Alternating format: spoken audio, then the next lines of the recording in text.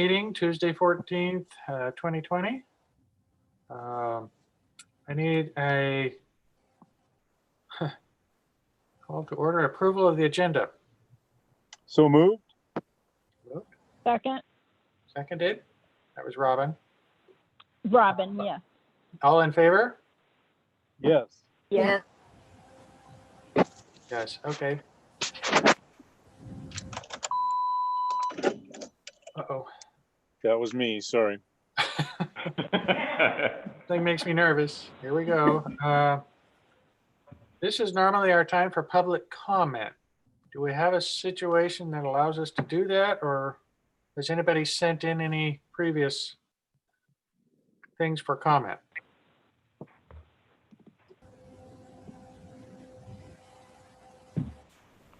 Bruce, do we have any public comment? Anything that I received, I forwarded to council. Okay, You should have gotten 3 or 4 emails at least today. yeah. Okay, well, those will be on the record for those folks who want to check on those later, I guess. So we'll go. Thinking about doing it in the safest, smartest way. Yeah. We'll go to our first item. Consider a resolution for the purpose of extending the city's emergency declaration and protective measures. Bruce, did you want me to take this one? Yes, if you would, actually, thank you. Okay. So this is a resolution extending the city's prohibition on most visitors in the city an additional 2 weeks until our next council meeting on May 5th. As the resolution spells out, the conditions that led to the city originally imposing the evacuation of visitors have not changed throughout the state. And so the council is proposing to extend it until May 5th, when we will reevaluate the situation. Okay. Any counselors have any comments or concerns? I'd like to ask if there's any way we could extend the resolution to the time that the governor decides that the state can be opened up. Yeah, So- I would also like to support that. Okay, so the risk in doing so is that the city of Cannon Beach has taken an action that is more restrictive than any other state or the state in general. So we're not just doing what Kate Brown's order is, which is to encourage people to, not travel and to only go out for certain reasons. The city of Cannon Beach has taken it one step further. Okay, So- I got it. Thank you. Okay, you're welcome. I'm sorry? So the city of Cannon Beach has taken it one step further. And so since we have imposed measures that are more stringent than anywhere else in the state, my advice is to be more prudent about when we reevaluate it. So as we've discussed before, there is a constitutional right to travel. Constitutional rights can be impinged when you have a compelling government interest and the impingement or the remedy that you're choosing is narrowly tailored. Again, since we're taking a relatively restrictive or relatively broad approach here, my advice is that it's most prudent to reevaluate at regular intervals instead of just relying on the governor's declaration of emergency, because that could go on for months, whereas we want to be able to show that we're reevaluating at regular intervals. How is this more restrictive than what the governor has ordered? So the governor's order, is that you can go outside, you can travel anywhere you want in the state, as long as you're staying 6 feet away from people. So, people in the city of Portland, they can go to Eugene, they can go to Gresham, they can go to a grocery store wherever they want. They can choose to take, one of the things the governor's order specifically says is that you can go outside and recreate, that you can, walk down the street or go for a run or take a bike ride anywhere you want in the state. What City of Cannon Beach says is that if you're coming to the city for these specific purposes, mainly to, I'm trying to remember the exact phrasing of it, but, for pleasure purposes or for tourism, you're not allowed to come into the city. So nowhere else in the state has said you cannot come within the jurisdiction, if you are not a resident and you're, thinking of coming in for these purposes. I don't know, it just seems to me that it kind of throws fear into people's hearts about, we're going to be reconsidering this every couple of weeks. And Right. no way for businesses and lodging to plan for an eventual opening, because they're constantly wondering if we really mean it this time. So I think that it's a little bit difficult for other people to understand this. So I think it's important to recognize that these two things are separate. So when the hotels reopens, that is on the city's declared state of emergency. So that does not have an end date. So for hotels, they're on notice that they're going to extend as long as the city has a declared state of emergency. This is primarily aimed at day trippers. So, people that come in from Portland to, hang out on the beach on a sunny Saturday. So I would argue that it doesn't have the same impact on businesses, and a reevaluation every couple weeks achieves both. That, the city can keep the measure in for as long as you feel is prudent. We have these city council meetings anyhow, it's a good idea to reevaluate it. And we can also make sure that we're not unnecessarily, impinging on people's constitutional rights.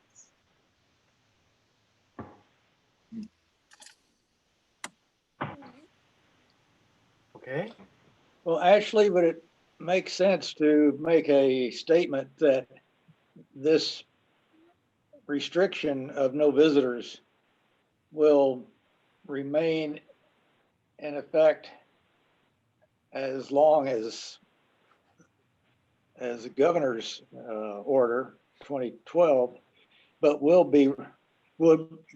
could last that long, but will be reevaluated every 2 weeks? Yeah, I would be okay with that. As long as we're really clear that we're going to reevaluate every 2 weeks, we can say something to the effect of, the plan is to keep this in place until the governor restricts the statewide ban, or the city restricts. I would actually say it makes more sense to link it to the city's declared state of emergency. However, every 2 weeks, we're going to evaluate the situation and determine if it's still necessary. Yeah, that might give people a little more confidence. Would you say that we anticipate it remaining in effect as long as the city's declared emergency is in effect, but we will reevaluate it every 2 weeks? Would it help to add I a like- whereas clause to that effect to the resolution? Mhm. I think so. You think so? Yeah, we just had several letters showing concern and rumors.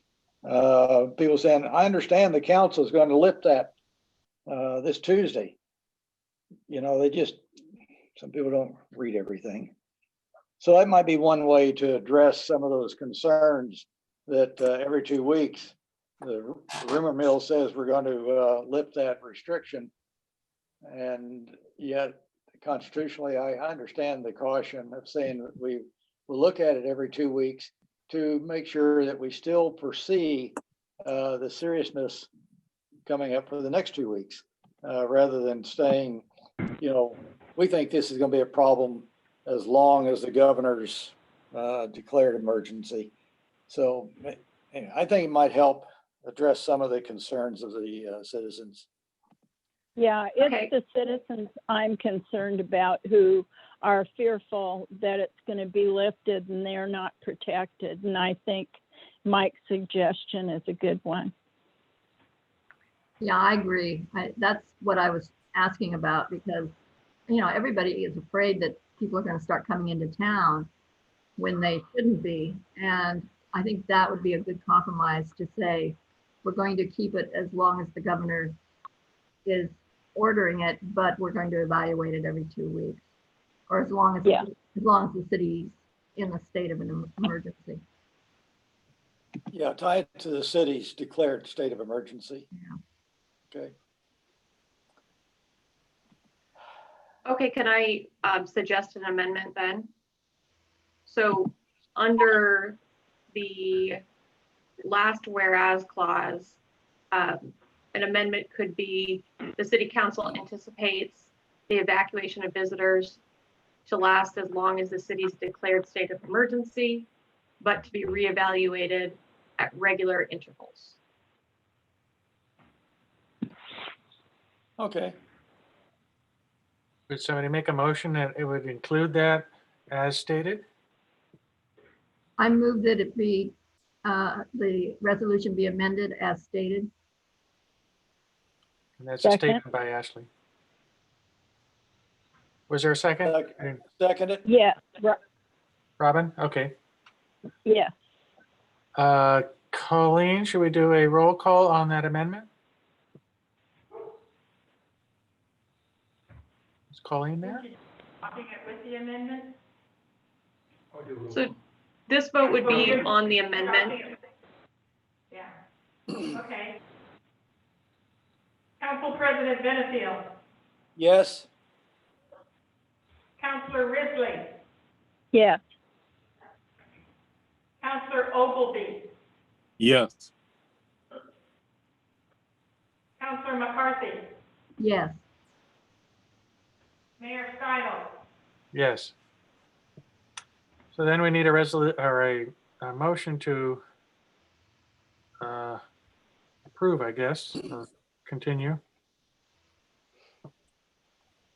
Extending the resolution as amended. I move to adopt resolution 20-15 for the purpose of extending the emergency declaration and protective measures as amended. Second? Colleen? Councilor Risley, yes. Councilor Ogilvy, Yes. Councilor McCarthy, yes, Council President Benefield, Yes, Mayor Stidle. Yes. Okay, we're good for another 2 weeks and longer. Okay, budget discussion. Is that Bruce? Yes, sir. I sent council some information this afternoon in the form of an email talking about projections so that you would have a better handle on where we are financially as we move forward. The first 2 quarters actually occurred in 18-19. So from July 1st to September 30th, 2019, we collected just a little over $2 million in TLT collections. Then the next quarter, which was October to December 2019, it was $790,000. So in those 2 quarters, we collected about 60% of our total revenues that we get for the general fund. Quarter 3 finished March 30th, and the collections for that quarter are due tomorrow. We have received a couple of folks that have paid in advance, but that we won't know until there's some decisions made as far as what quarter 3 will look like. Quarter 4, we're in it right now. It's probably anybody's guess. It depends on when we, get back into business. But this quarter would go till the end of June. So right now, we've collected 60% of the funds that we would normally operate on for a total year. In terms of reserve, and this goes depending on, if we make decisions on to move forward with something or not.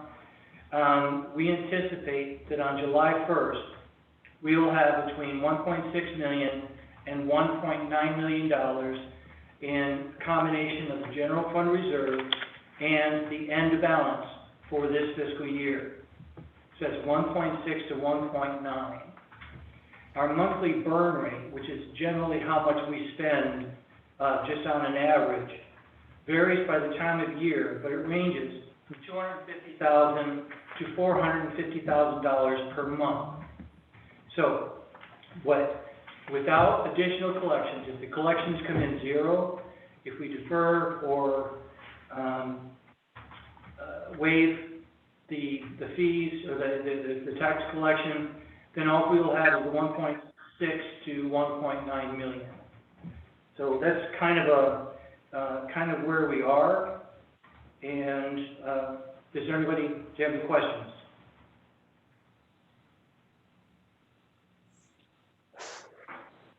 Questions? I Okay, can tell you that we are reducing, our costs as we can going through this fiscal year. And that, we've already, had a discussion with council as far as the way we would present the budget. We will be moving forward a minimalist budget. And that budget will, basically keep the doors open. So we will reduce the cost to the degree we can. But we did have a discussion that there will be some things we probably need to put in. Some may or may not think are critical, but if all of a sudden we are open up for business again, then I think we probably want to have lifeguards, possibly the bicycle cops for traffic, and get HRAT back to full speed. So those are the kind of things, those decisions will be made as we get to the actual budget process, but we think that it's prudent to go ahead and include those items in. But likely we would defer capital expenditures, certainly for larger projects. Yes. Now, Mike, one thing that we're running into now is we're in the fourth quarter of this fiscal year. We've been working on design, bidding, other things like that. So there are some projects that are underway that are capital that we will, be continuing this year. Things that we have the option of canceling, we have canceled. But we're just moving. And we'll discuss that at the budget meeting. Yes. All right. I'm just telling you, well, the budget meeting will be talking about what's the future. What we're talking about today is this year's budget. And we are deferring, even the projects that we defer now would be considered in the future budget year. Okay.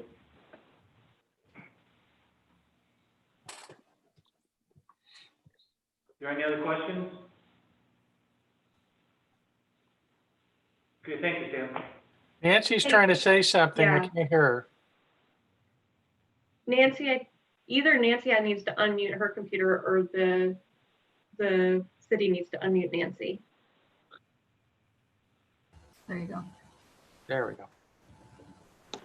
Can, tell me again, Bruce, how much do we have in reserves for this year with all of the loss of the lodging taxes for quarter 3 and 4?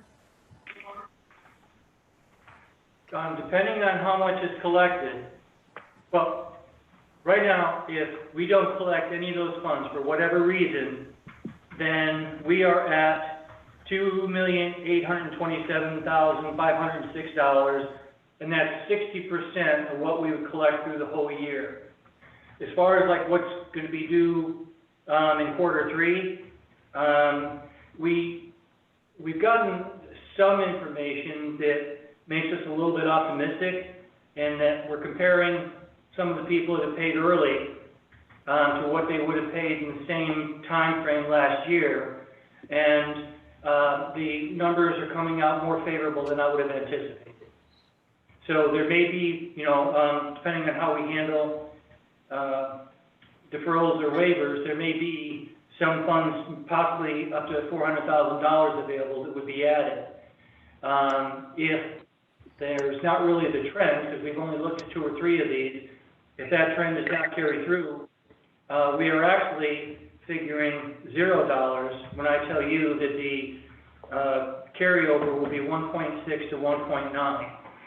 So whatever we do collect in quarter 3 will enhance that number. I wish I could do better, but that's it. So as I understand it, we will have some from quarter 3 because we really didn't declare a state of emergency until March, but we won't have anything probably in quarter 4. Is that right? Well, I think you're correct on quarter 3 because we had most of the quarter. In quarter 4, It just depends when things open up. If it opens up in mid-May, then we would potentially have 6 weeks. If it opens up in June sometime, then we would have 4 weeks. So, but that is our biggest, hold on. Yes, that is our biggest quarter by far. We collect probably about 40% of what we're going to collect in that time frame. No, I'm sorry. Maybe 25% for quarter 4. Quarter 1, which starts in July, is the one that is higher. So we're looking at probably 4 weeks of quarter 4, if it opens up in June. Yes, ma'am.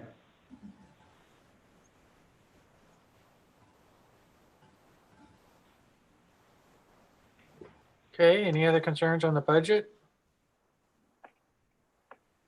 That leads us into the discussion then for where we want to go with the current situation and deferrals.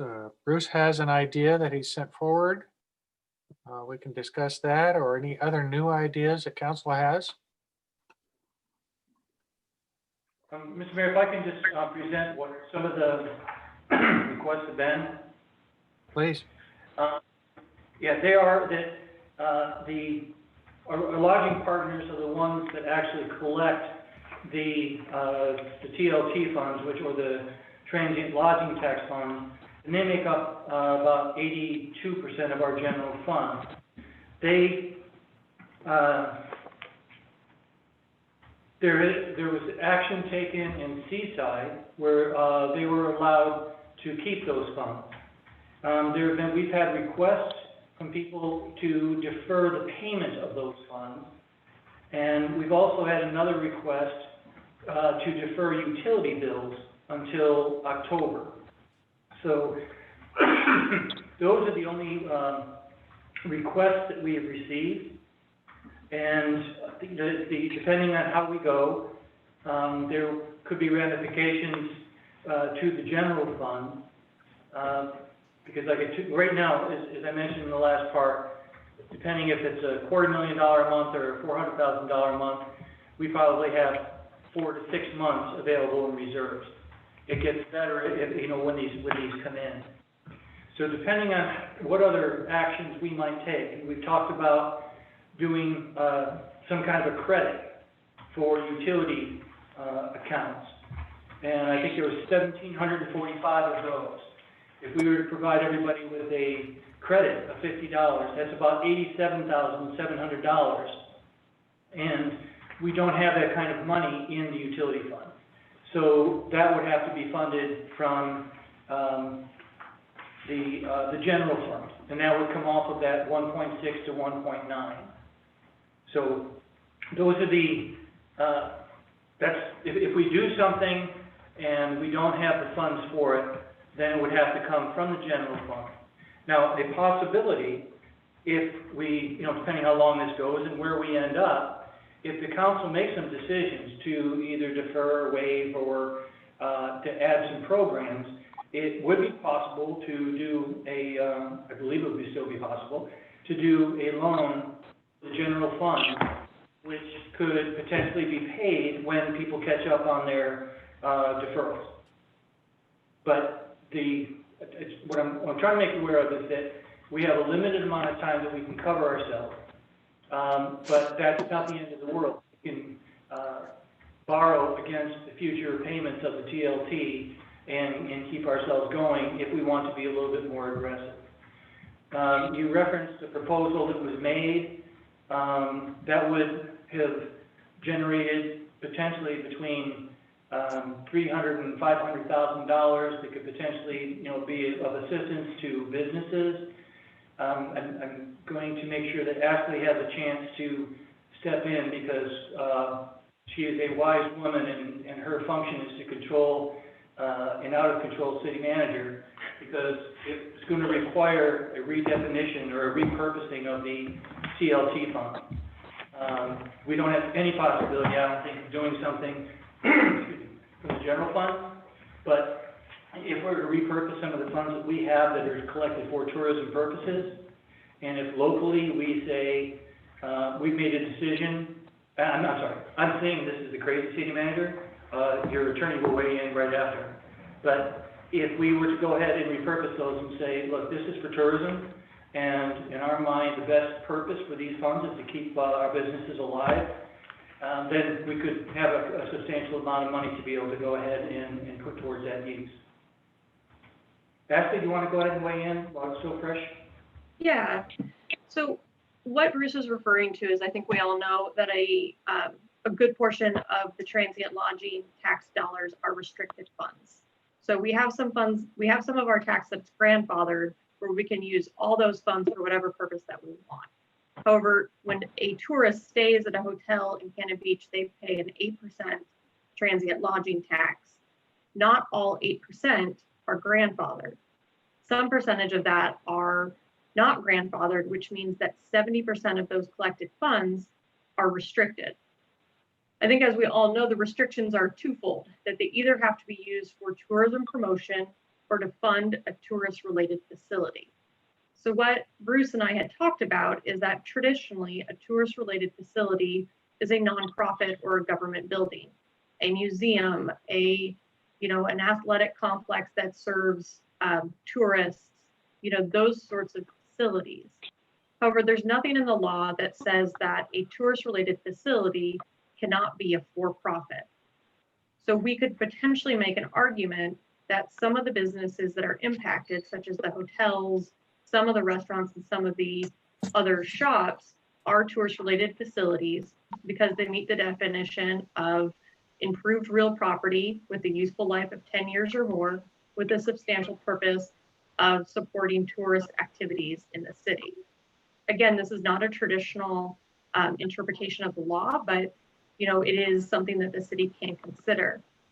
My 2 cents is that we need to collect, or the best route would be for us to collect the full tax and then redistribute it to make sure that the facilities that we're giving the money to meet this definition of a transient lodging facility. Actually, any questions about that?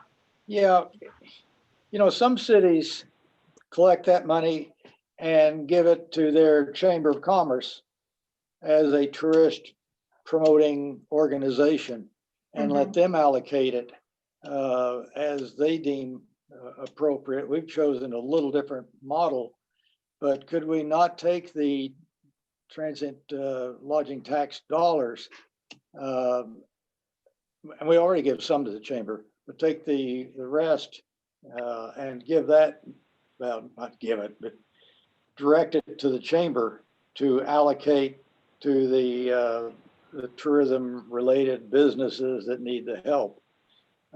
We're not really set up with an infrastructure, organization, staff, documentation, or anything else to do this, to provide grants. But we are set up to distribute the tax monies that are collected to the chamber. We've already done that. It wouldn't take a big adjustment to that contract to have all of it go there, including the tourism and arts. Mike, So, yes. This is Bruce, if I can address that. We did have discussions with the chamber for that particular purpose. Nobody had much time because this thing is moving quickly. And so some of them only saw it for the first time, I believe it was Monday morning. And at that time, I received a response that they did not feel that they were in a position to be able to perform that function.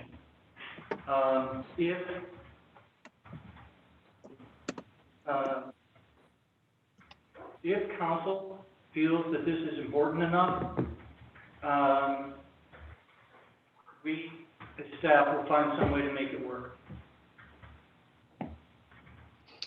Well, I This guess is my thought Robin. is that anything else is the people's money. That's money that's been collected from the tourists for the benefit of the tourists. And it's not available for our city budget anyway. I don't have a problem with using those funds to go to helping the tourist industry. I do have a problem taking our general funds that has been collected from the citizens of this community and giving that to specific tourism-related businesses. Yeah, and Mike, the proposal that was made did not use any general fund, money. It did use tourist money, and it did not touch the portion of the fund which come from the county that would have impacted the purchase, and development of Cannon Beach Elementary. So that. Yeah, I understand project- that. And that's why I would support it. Yeah. Okay. I think Robin wanted to speak. Yeah, did Robin? Yes, I was concerned that the chamber really didn't have the amount of time they needed to think this through, or maybe they did and they would come to the same conclusion. But I do feel that, you know, it puts a big burden on the chamber to go out there and kind of be a path maker for this whole project. I would like to see some city involvement in helping with it, if possible. And maybe Jim's kind of tossed this around and he could share his thoughts. Jim, are you on? Jim is here, just a minute. I'm actually in the office. Council chambers. Is the mic on?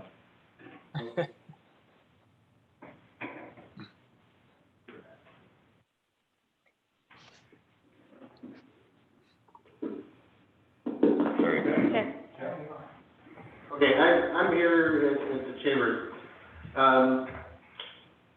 We had a very limited time, and most of our board members only got to see that in an email hours before we needed to get back to you on an answer for that. As you may have seen, the concept of it is really just a concept of how to do that. We're comfortable at that time making a call on that, and so for that time period, it required a no, we can't do it.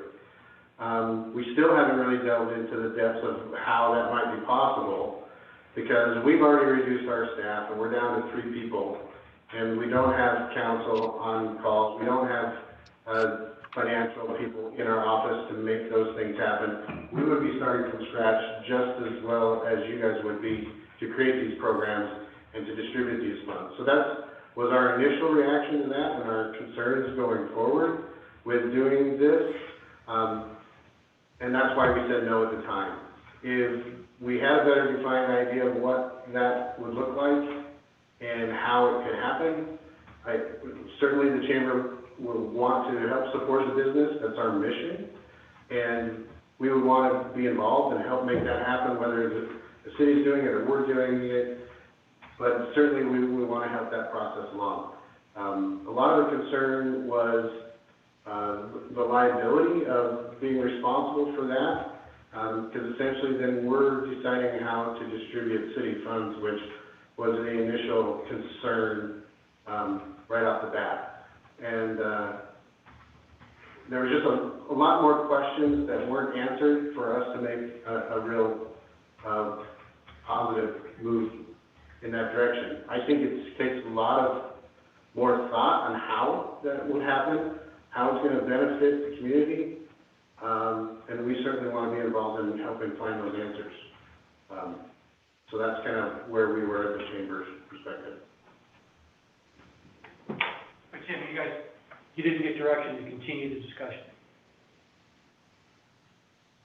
I'm on my own. I've reached out to Seaside to find out how they're doing theirs. Theirs is a whole different situation. It has nothing to do with TLT tax. It's their business license fees is what I understand. That's what they're distributing. So it doesn't have those restrictions on it. And again, I'm not sure the legality of that. I know it's a questionable and a gray area to move forward, so we would want to be sure that we're doing the right thing as well. So I'm doing the research on that. Like I said, we're short-staffed already, and so I'm taking my time to do it. And I'm gathering ideas from the members of things that they think might be possible. Most of those are directed at you, and I know you guys are in the same financial situation as we are, and every business in the community is. So we're all in the same boat, and we're just trying to figure our way through it. This is Bruce, and I appreciate everything Jim just said. If anybody that's seen the proposal knows that it was pushing from the time standpoint, and that's why there was not much time between, since we've been talking about this. And there are a tremendous amount of details that have got to be developed. But I think it's important enough that if we have the opportunity to do it, and we have the guidance, and we have the support of council, which is going to have to make some difficult policy decisions, that staff will make, and we're in the same situation that you're in, Jim, but the staff will go ahead and put the program together, administer the program, but it is not without risk. And as I mentioned in the report, it's not going to be pretty, not everybody's going to be happy, but I think that we have the opportunity to help some people. They're part of our community. And so we will find the time to go ahead and make that happen. How much money are we looking at? Well, that's another part of the discussion. There's no separate amount of money that is available. There's repurposing and I love that word. Repurposing has to happen on two levels.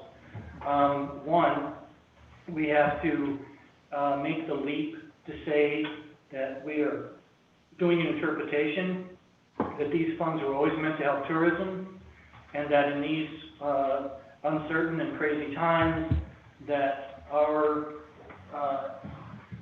thought of the best use of those funds is to help our businesses stay in business. And that's something that potentially we might have to defend, but I think that the people that would be most likely to go after us would be saying, you should not have helped the people that we represent. So that's an active call as to what she thinks the likelihood of that happening. So that's the first thing we have to agree to, redecide the use of those funds. The second thing is that we don't have this money set aside already. So one of the dollar amounts that is in the report is $302,000. That's the amount that is in the reserve for the TAF fund, Tourism and Art Fund. That is the base amount that is going in. There was consideration because we got to have the conversations. We paid the chamber, I think it was $267,000. And if there was any left, that they would be able to go ahead and use that for their members. But Jim has said that that money has already been spent or accounted for. So there's other options. One is that depending on what kind of collections come in, and if we do move forward with the collection, if it happens soon, and we receive the funds, we could potentially take the money that would have gone to TAF, or to the Tourism and Arts Commission to use for the TAF fund, for the next, for the third and the fourth quarter.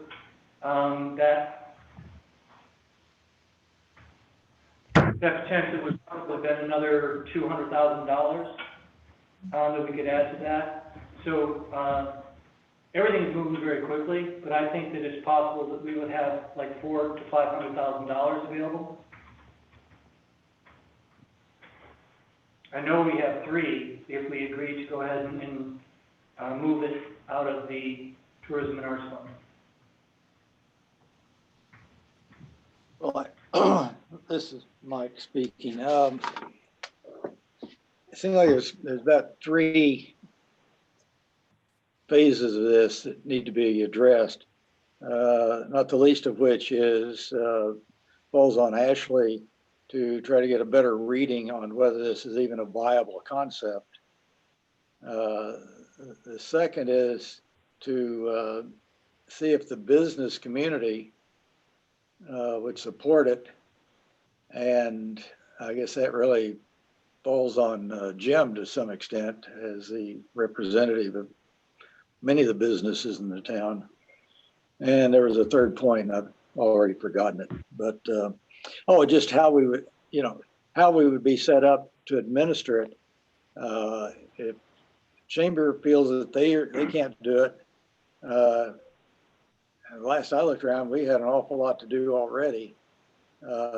If you want to develop this plan, Bruce, I think a big part of that's to show where the manpower comes from and what gets neglected while we shift gears here.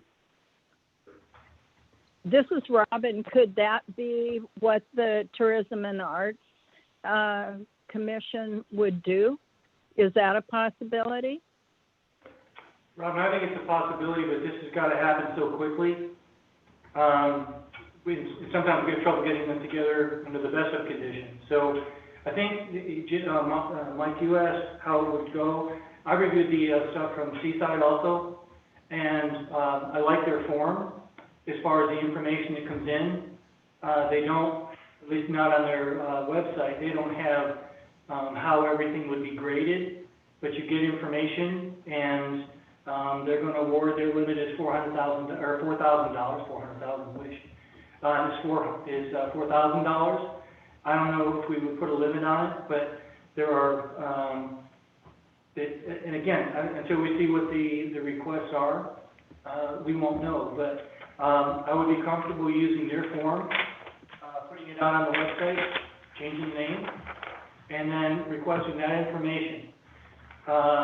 At that point, if the council wants somebody to look at it and come up with criteria and weighting and all that kind of stuff, we can do that. We'd ask it to happen quickly so that people that are having hard times right now would know what they're going to get. I would like to see this money be sent out within the next 2 weeks, or at least start sending it out. But we would, but if you want to leave it to staff, then we will give it our best shot, but know that we're going to make a lot of people unhappy, and so please have our backs when that happens. I do have a couple comments. So I've not seen the form from Seaside, but what I gathered from this conversation is that the form from Seaside is delegating unrestricted funds, and these are going to be restricted funds. So to Councilor Benefield's point, I will send an offline attorney-client privilege email to the council, going over what I would say that the risk is involved in this. I would say there is some risk. It is a gray area of the law. It's not specifically spelled out within the statute that this is a prohibited use of the funds. But the issue is going to be, we are going to have a different let's say that, the risk is a reasonable one, the city council wants to move forward. We're going to have to both look at the people that are applying for the funds and make decisions about distributing those funds. We also need to make sure that they meet this definition of a tourist related facility. So not every business impacted in Cannon Beach is going to meet the definition of a tourist related facility. Although it's, primarily a tourist town, that definition is pretty specific. So a business that primarily serves residents that doesn't, furnish anything for tourists, or, like the grocery store likely would not meet the definition of a tourist related facility, because it's one of its primary purposes is to serve residents. So that's something we're going to have to look at. The other thing is that the Tourist and Arts Commission, if I remember correctly, have a lot of people in the lodging industry. Some of the issues if we use that commission is that we're going to run into a lot of conflicts of interest. So these funds are going to be directly benefiting, hotels, restaurants, other businesses like that. So we may have a bunch of conflicts on that committee. It's a good point. Should we establish, Nancy? should we establish a committee to look at this that maybe comes from various sectors of the community? Or is that going to take up too much time? I believe it'll take too much time. I think it's on us. It's on us to be looking at this and kind of be that committee and figure it out. If I can just give you an idea of what the information that is being requested by Seaside, there are 11 items. One is business name, of course, and address. Next is ownership information, including start date, ownership, and business partners. Next is, do you have a commercial lease or mortgage payment? I guess I would add rent to that. They ask for the average FTE employment in 2019. Specific employment changes from March 15th, 2020 onward. In other words, how many folks did you have to let go? They also ask about the estimated impact of grant funding requests on the employment situation. And I'm assuming that that is stimulus money. And I don't know what information somebody could have for that. They ask for the business license information, state of Oregon registry, specific plans for any grant funding requested through this program. So it's like, what are you going to do with this money? And then the effects of the COVID-19 restrictions on operations of your business, and demonstrated steps taken outside this grant process to mitigate the impact on themselves. So I think there's a lot of good information here, but in the end, there'll be some subjectiveness. You know, one thing I toy with is, would the industry benefit more from these funds being expended after things have opened up to really go out and encourage tourism, more festivals, more events, more attractions? And where if we use these funds as we're discussing right now, there won't be any additional funds for that. And it seems to me we talk about, you know, opportunity for celebration, if you want to call it that, but really hit it big, or as big as we can, and use those funds as they truly are intended. And that is to promote tourism after things begin to open up, as being a better use of those funds than being spent on operations by businesses that are really hurting right now. Just a thought. And Mike, that's a very fair question. As it happens, we still have Jim up at the podium. Jim, you have any thoughts on that? Is there any discussion that happened at the meeting on Monday? Really, the discussion was mostly to get an answer to you guys. So there's lots of ideas that I've gotten from different members, anywhere from additional marketing, reprinting the visitor guide to distribute more wide, to get us out there more, or supplementing the visitor guide for next year to help reduce the costs for businesses going into that, to not paying for parking spots that I know the businesses pay for. So we've gathered lots of ideas, and we'd love to bring those to the table. And I want to get those so you guys can see them and consider whether they're valuable or not. But that's really a good question, whether promotion after this is passed, or helping people now, which is going to be a better use of those funds.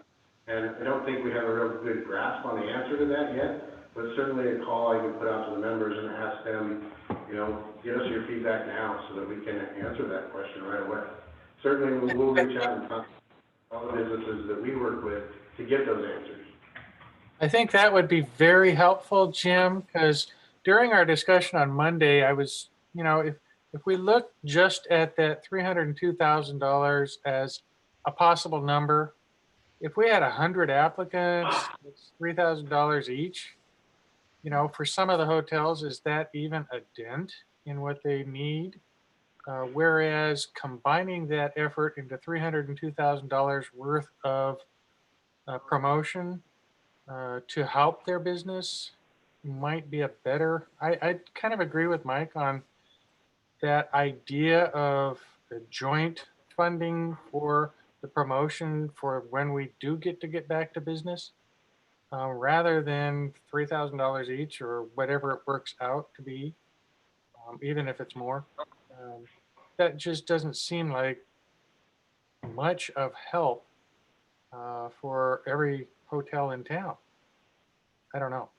We need to find those how many hotels and how many would be asking for what and that kind of stuff.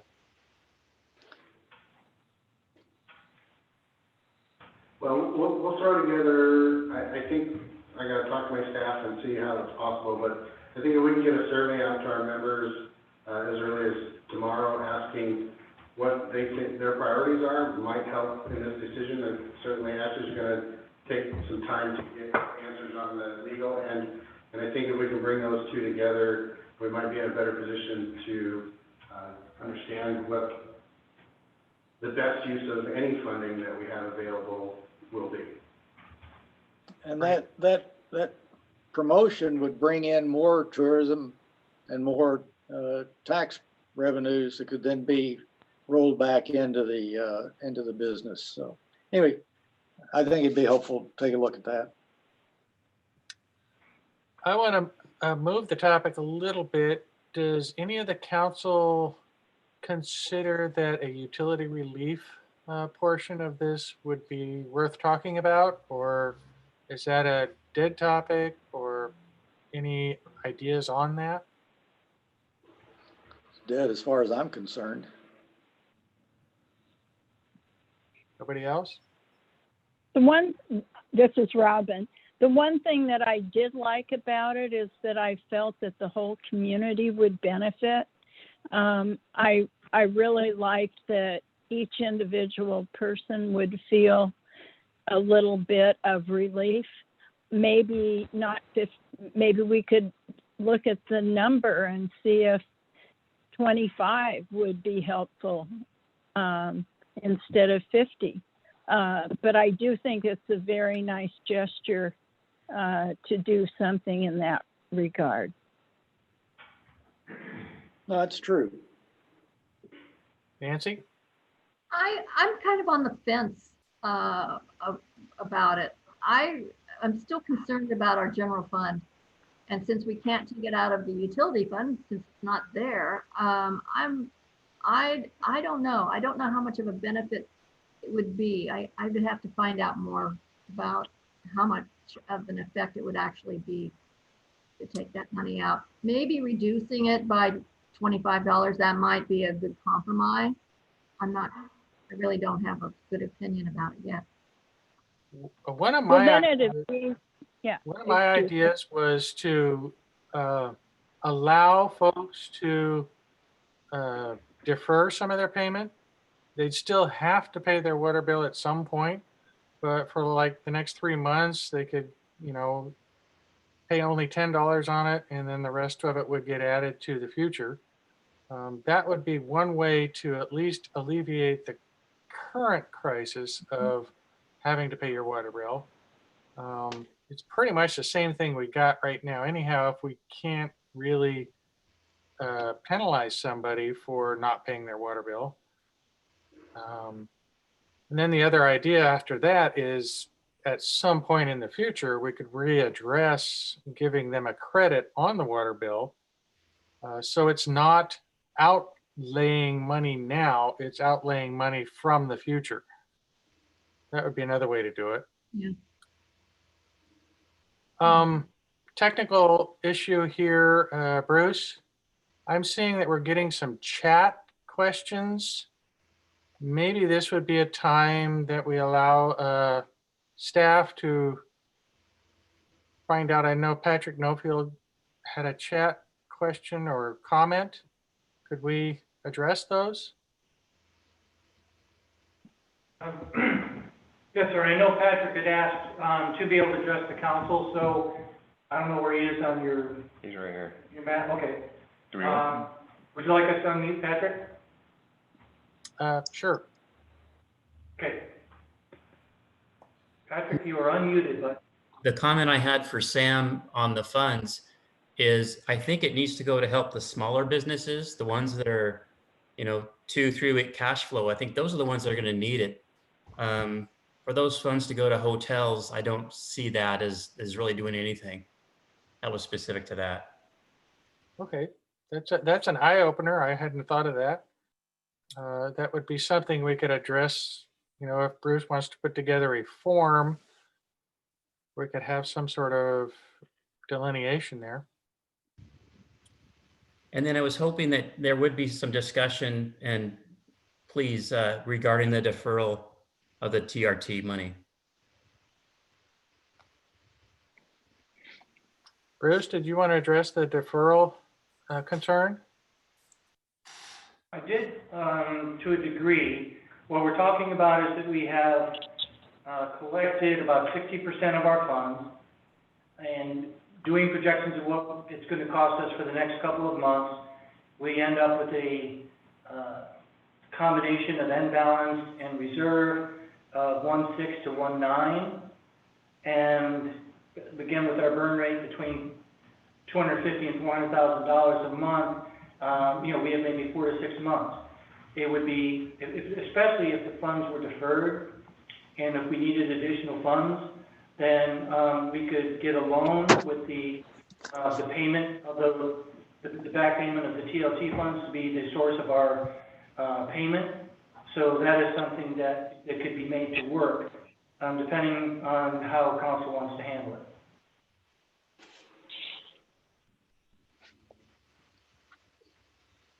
I don't know how to make that read the rest of it. Any questions?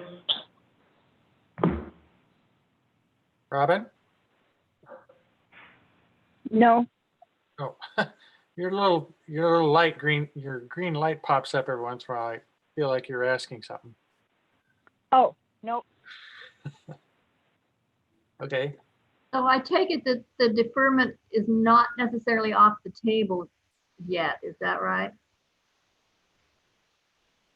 It has been brought forward to you tonight for a decision, because it is a policy decision, because it's, normally we'd be collecting tomorrow.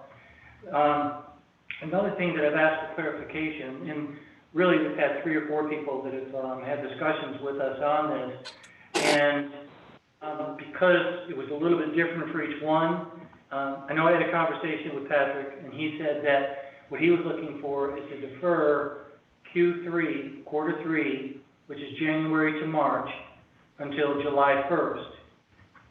But Patrick, hopefully I had this right, you would pay the 4th quarter, which is April to June, on the day it was due, which is also July 1st. So the deferral would be for 3 months, and it would only be for the 1 quarter. Others have asked for time frames out to October. So if for the council discussion, and again, we had another request that was to not pay the utility bill until October. Some people were looking for full waivers, for the funds similar to what was done at Seaside. So in making a policy decision on this, I think you're going to have to narrow it down, because of the 3 or 4 requests we've had, none of them are exactly the same. It seems to me that a deferral of those taxes until July 15th would not create any severe impact on the city operations, assuming that they then did get paid at that point. So I guess I'm not seeing that as a big negative to the city, or having to forcing us to go into the general funds, or force us to go into borrowing money to replace those funds that we gave away, or deferred. So I don't know, just my thoughts going to July 15th for the at that point you'd have 2 quarters worth of taxes coming in. Seems that this, at least looking at my numbers quickly, looks like that would work without a serious negative impact. There's another aspect to it I'd like council to consider, and that's that we've had like 4 requests. If the decision is made that we would grant any of these requests, is that something we make available to all establishments in the same situation? And to give you an idea, we've had some requests for reductions in garbage service, and those were granted. and we've had some from short-term rentals, and those were granted, but I want to make those available to everybody in a similar condition. I think that would be a necessary, as far as I'm concerned. You can't just say it's only available for certain ones that request it. It's got to be available for everybody. Yeah. But we'd have to define who is the type of business, because if it's hotel lodging, I guess that would be, or short-term rental, that would be the way to do it. I think also on top of that, I would request that the businesses really consider, do they need to defer, or could they do half a deferment, or, try and be understanding that, not ask for everything if they don't have to.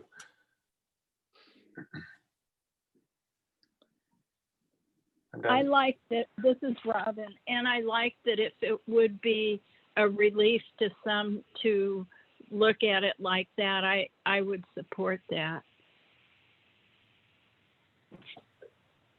You would support the deferral to July 15th, somewhere in that? Yeah. Yeah.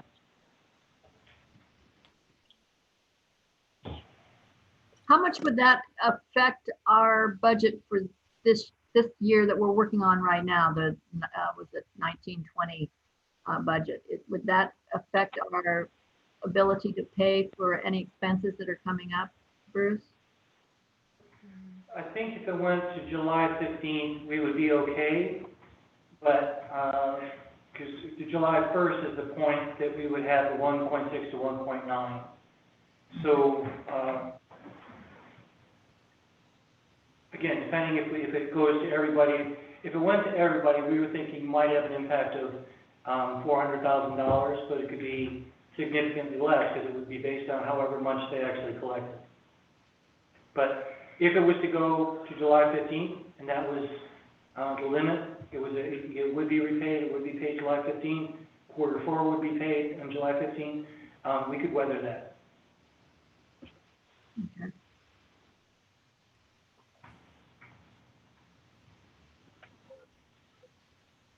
Okay. I'm hearing Ashley. Hi. Go ahead. You're muted. There you go. Thank you. So I was just taking a look at the city code regarding deferral of the TLT. So one other thing that you might want to talk about is that the city code says that the city council can make decisions to defer payments for longer than 30 days, but an interest will apply. So that is one thing that I wanted just to bring to your attention and see if that's something that you wanted to do, or, because it's in the city code, we may have to make any change to that via ordinance. And that takes time, as we know. So what it says, so we're all clear, it says, for good cause, the tax administrator, which is Bruce, may extend the time for filing a return or paying the tax for not more than 1 month. Further extensions may be granted only by the city council. A local tax trustee to whom an extension is granted shall pay interest at the rate of 1.5% per month on the amount of tax due without proration for a fracture of the month. And then additional penalties if somebody does not pay by the date deferred to. So I think we could, we just need to do another set of process if we don't want to charge that interest. And I just wanted to add that to the conversation. Well, I don't want to charge interest for this. This is not something they need to bear. it'd be 1.5% each month, or a 1.5% prorated over 12 months. What? It says at the rate of 1.5% per month on the amount of tax due without proration for fracture of a month. So it'd be 4.5% for the 3-month period that we would defer it. Right. Could we charge the interest and then forgive it at some point afterwards? Sure. I mean, that would be easier than trying to do another ordinance and all the time constraints. I mean, we could do it how we did it before, which is an emergency ordinance. You know, we could state that, you know, because of the time frame that we're granting this, that we're gonna, you know, forgive the interest in this cycle. And if we're extending it for 3 months, we would have the time to actually do an ordinance if we wanted, a regular ordinance if we wanted to. You know, by leaving the interest there, it would maybe inhibit those that don't really need that deferment. And I don't know, just a thought, if you don't need it, go ahead and pay your taxes now. You've already collected them, and avoid the 1.5% interest. So it leaves that those that really do need it are the ones that, you know, it's available for.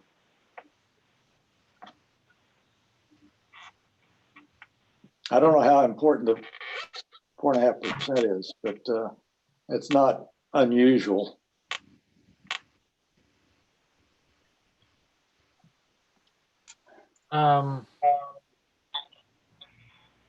Okay, it sounds to me like the deferral concept is a strong effort that we need to work on.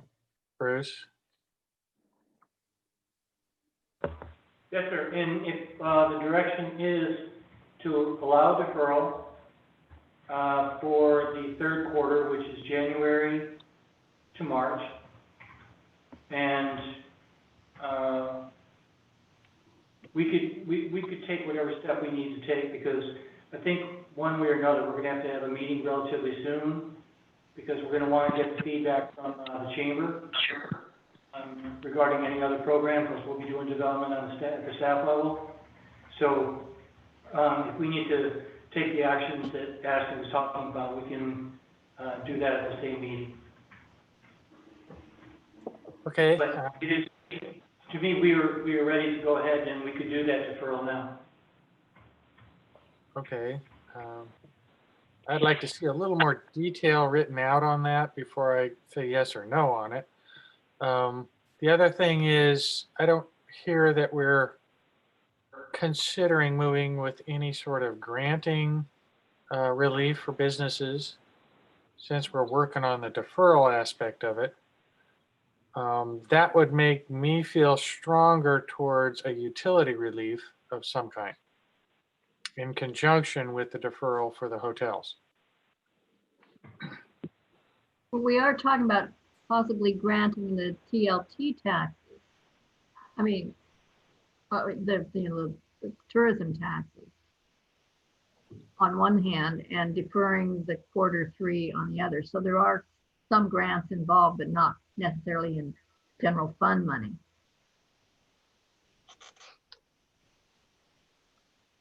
It's not general fund. I guess I don't see it as a grant, but maybe it's a reallocation. When you go to the utility rates, if it could be structured such that that's available for the residences, we're giving a lot to, I think, to the hotels, the businesses, and very little to the residents that also are subject to all the hardship. So a relief on the utility bill, if it was focused on individuals or the residences, I'd feel a lot better about it.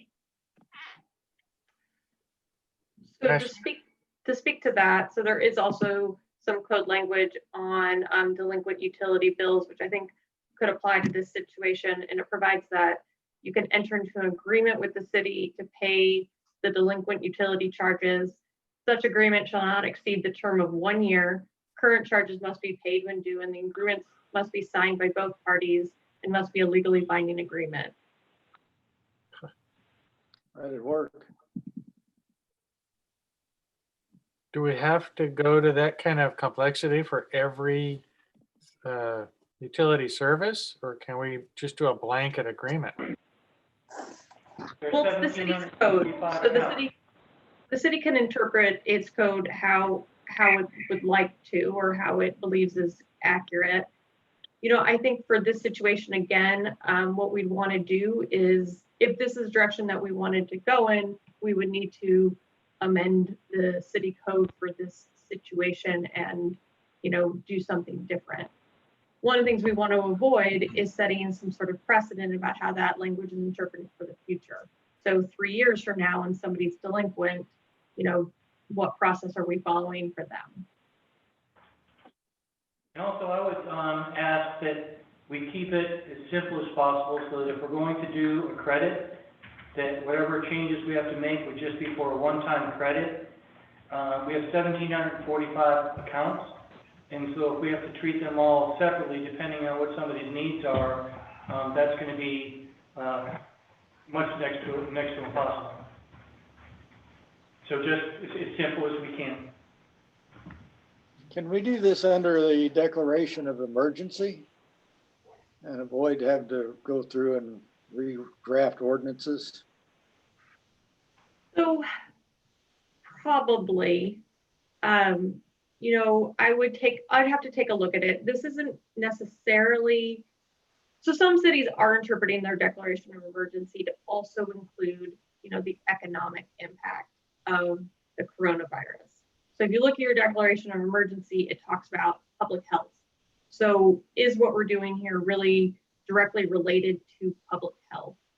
I will tell you that some cities say that, you know, this is, you know, a direct result of the measures that we have taken to solve the public health crisis. So it definitely is within the emergency clause. So I can give you more of an opinion of that when I take a closer look at the language.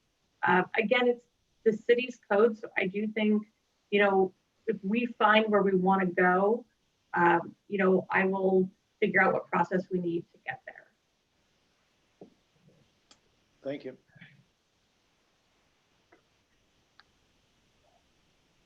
Okay. Any other comments on this? I feel like we've got three main topics.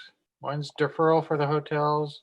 One is the TAC money for some sort of granting process for businesses, or for a general sense of returning to business, and the utility credit. Is everybody okay with those three main topics? I am. Yes, this is Robin. Okay. Fine, yeah. I think that's a Yes. lot to work on, yeah. Okay, Bruce, I got three topics to work with. Do we want to schedule another meeting like this soon? I think that we should, and Tim, I'm kind of delirious at this point, but I counted 4. Was it 3? Well, Okay, never number mind, 2 never mind. had two aspects to it. Okay, right, that's why it was went awry. Yes, Jim, any idea when you might be able to get some information for us? I'll talk to staff right after they were done here and see how soon we can do that. Yeah, because you're talking about the survey and turnaround, that kind of stuff, but, because we want to have that before we met. Right.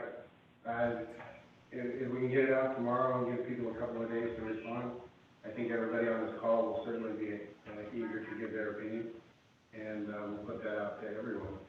Okay, so then, maybe you have a meeting on Monday? Yeah, I can bring you whatever results we have on Monday. Okay, maybe hopefully earlier, but, Jim said the information will be here, Friday or Monday, so we can have that for discussion, so the meeting could be as early as Monday. After that, it depends on y'all's schedules. Okay. If everybody's good with that, does anybody have anything for good of the order? I have a question. Are we going to answer any of these questions that are coming up on the chat? Or are we going to let people talk about it? Ashley, this is an issue that doesn't come up during a normal meeting for people to be passing us notes and having questions without us. Those were comments. I don't know. I don't know how we should handle this. Maybe we could address them at the next meeting? Sure, I mean, that's definitely a fair way to do it and allow people who are not on Zoom to submit comments. I mean, the main thing Why to don't- be aware of is why don't we- that you just want to have a neutral procedure. So you're not picking and choosing what comments to read and what comments not, that you say, you know, if you want to submit a comment, we will address them through a certain forum. So I think we can definitely, I think the best way is to have them submit the comments. We can address them at the next meetings. That gives people who are on the phone and not necessarily on Zoom a ability to participate if we let some people participate. If that makes sense. Does, Mike? Yeah, I was gonna say, why do it any differently than the unsolicited emails that we receive that we distribute to all the counselors? Just take all these comments and distribute them to the counselors. It may be that some of those warrant a discussion, just like today, we're discussing some of the comments that came from letters in the last week. That Perfect. works too. Okay, But make sure that all of us see what those comments are. And then we can, at the next meeting, decide which really warrant a discussion. I don't know if anybody else in the council has gotten, also, I've got a couple texts and a couple emails, so I'll get those back to Colleen so that they can go into this same sort of chat, text, email response thing. Okay. And I appreciate people trying to communicate, and I understand why, but this is technically a meeting just like we have at the city hall. Just weird. A work That's- session. Okay. Any Barb, other thing? Are Robin? are we having a meeting then on Monday? Is that what we've decided? Bruce, it sounds like it's a potential Monday until we know for sure. Sam, I think- Correct? If Jim says that he'll have the information, then, from a staff standpoint, we're just gonna be modifying what is, Seaside is using. And so I don't see a problem meeting on Monday. But again, it's up to y'all's calendar. Okay, let's plan for And also- Monday right now. 5:30, 5:30? Yeah, okay. okay then. Last call for good of the order. We are adjourned. Thank you, everybody. This has Thank been you. very interesting. Thanks. I think it's worked all right. Thank you. Thank Okay, you. Thank you. watching everybody check out. Perfect. Yeah, it saves it automatically. You shut it down. Hey, Rusty, Yeah, Sam. did this go okay on your end? Yeah, actually, it didn't seem to go too bad. Okay. I'm just curious about, I'm still learning how this thing works. It took me forever to figure out the chat thing. But I like what we're going to do with it. So, okay then. Thanks, everybody. I'm out. Okay, Okay, thanks, Sam. bye.